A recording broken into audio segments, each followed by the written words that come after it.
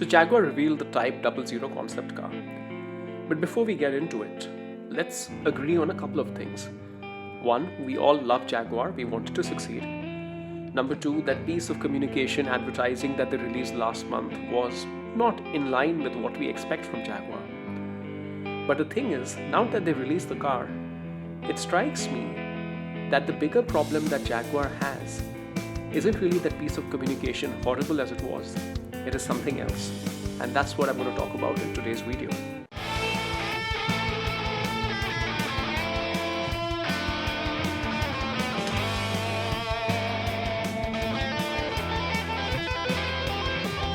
Hi everyone, welcome back to the Ministry of Car. I'm Utkarsh coming to you from Singapore. First, let's talk about the Type 00, but what we will talk about in detail in today's video is Jaguar's biggest problem, which is their strategy. On the Type 00, I'm not going to add to the, to the chorus of voices, some hating it, some liking it. I think it's all right. The colors are a bit unfortunate, more to do with that advertising campaign, but in the right color, it could be a pretty decent looking car, especially given that it has rather Art Deco styling and rather interesting proportions with the large bonnet. But this video is not about the car. This video is about what the car indicates and what it tells us about Jaguar's strategy. So what I'm going to do is, in a structured, dispassionate way, we're going to deduce Jaguar's strategy based on what they have told us, what the car is, and what they have been telling us in general. And then we're going to assess whether we think Jaguar is on the right track. And spoiler alert, I really think it's not. The three things that I will look at is, for any company, any brand, anybody launching a product, the first thing you need to know is what is the landscape, what is the market, where are you launching your product, where is your product playing in, who are your competitors, what is the size of that market. So this is called assessing the landscape or where to play.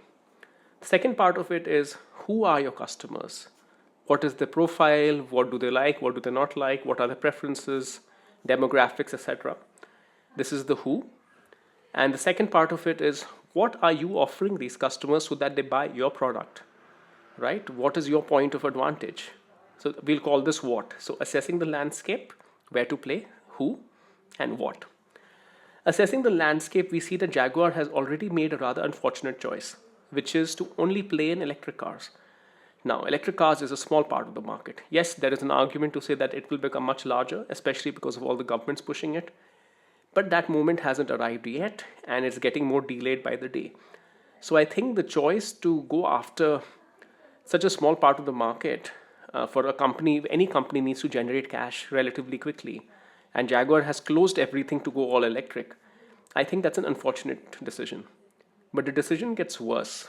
And the decision gets worse because they have chosen not only to go only for electric cars, but apparently they're only going after premium electric cars. Right? They're beginning this journey with the four-door version of the Type 00, which is going to be a $110,000, $150,000 car. Now, this is a very crowded market. It's a very small market. There are successful companies in that marketplace, which is a double-edged sword. One, because those companies know exactly what they're doing. Porsche knows exactly what it's doing.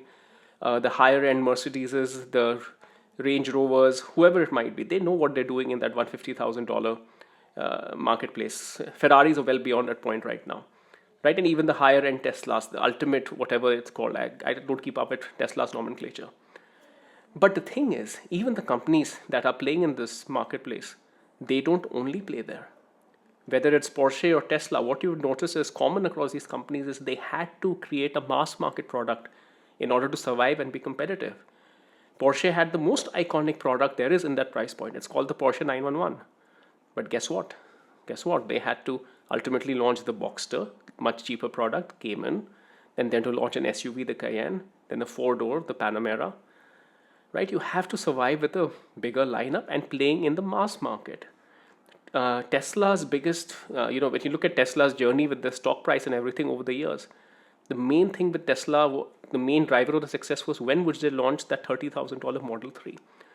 So Jaguar were restricting themselves with this where to play. They've already shot themselves in the foot because they have restricted themselves to a very small part of the market which is heavily contested and is not large enough to give them the economies of scale especially to do something, something to reinvent the whole brand. Now I understand that probably they have a plan to expand in the future, but that plan should not be in the future, it should be now.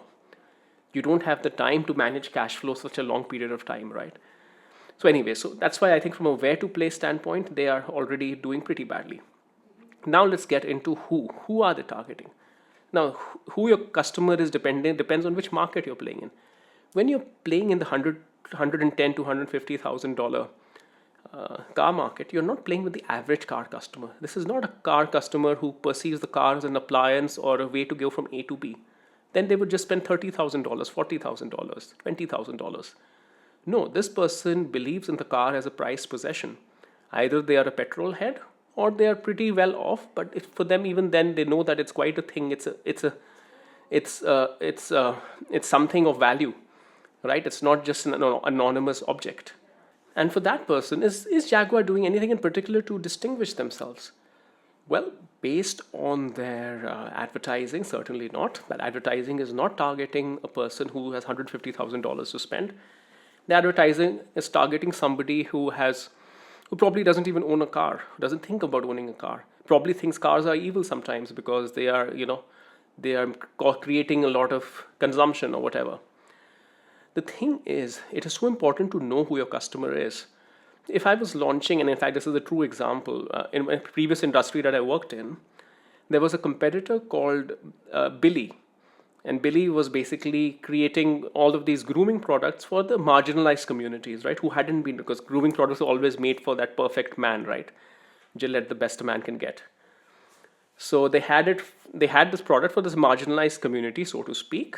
And it kind of worked because, people are buying $10, $15 products. There are a lot of people who can buy $10, $15 products.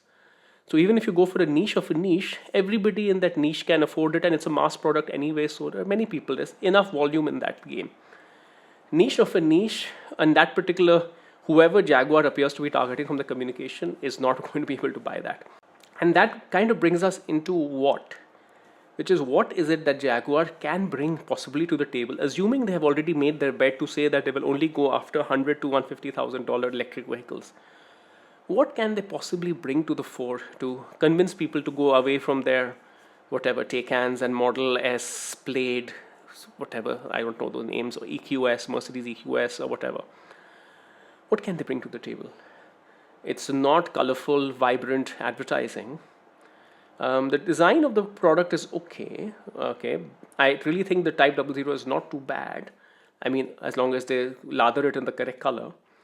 But you need something more than that. I mean, design and putting a few lines here and there is nothing unique, right? If you look at what kind of stuff that the Chinese car companies are churning out, or even what the Koreans do with Hyundai with their Ioniq different series. I think the Ioniq 5 is the one which is super curvy. That's not really a differentiating factor anymore, right? Everybody's stolen everybody's designers, so just product design is not enough. You need something more than that. You need something that the Chinese, the Koreans, hell, even Porsche, even BMW, even Mercedes, even Tesla cannot copy. And that for Jaguar exists in spades. It's called heritage, it's called history, it's called legacy, it's called positive brand equity. They've got so much of it. Now, there would be an argument to say that Jaguar represents this old-fashioned British wearing a jacket and smoking a pipe, and this customer doesn't exist anymore. And to newer consumers, all of this doesn't appeal. This is a relic of a time gone by. I would say that you would be surprised at how hungry younger generations and consumers, even from non-European countries, are hungry for heritage. I always give this example of this brand in Singapore called TWG. They make tea. They have a logo which says 1837, which kind of implies that it's a tea company from 1837. So it's evoking that entire era of the British Raj and all of that. Think Bridgerton, think, I don't know, everything from that particular era where people used to have tea in the middle of the afternoon with scones or something, right? That thing is packed, not by European tourists or anything. It's packed by full of Chinese tourists, full of young people. It's not cheap. And the best part is it's all fake, because they actually got sued about it because they are not from 1837. They just kind of misrepresent themselves as being from 1837. Point is not TWG's story. The point is that there is a genuine romance to this entire British legacy era, or rather a long legacy of excellence. Like in 1948, right, Jaguar had the fastest car in the world, right, the XK120. I remember a Top Gear film. That kind of legacy and history you just cannot buy. That's the kind of legacy and history the Xiaomis and the BYDs and everything in the world would give arm and a leg for, because they don't have it. That's why they end up buying the brands, right? Rover MG was bought by a Chinese brand because they did not have, they had to buy the legacy. My father drives an MG in India, and it has British engineering or British force written on its dashboard. And I'm like, what a joke. It's a Chinese car and it says British engineering or British something on the dashboard.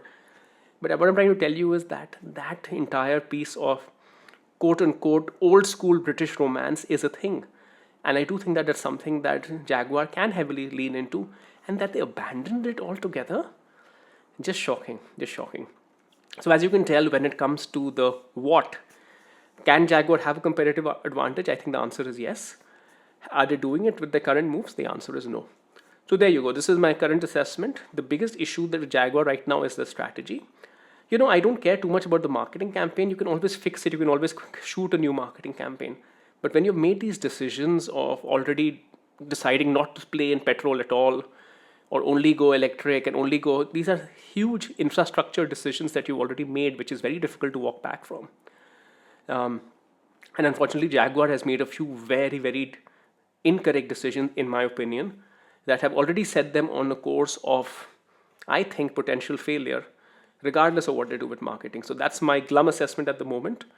I'd love to know what you think, and I'll see you next time.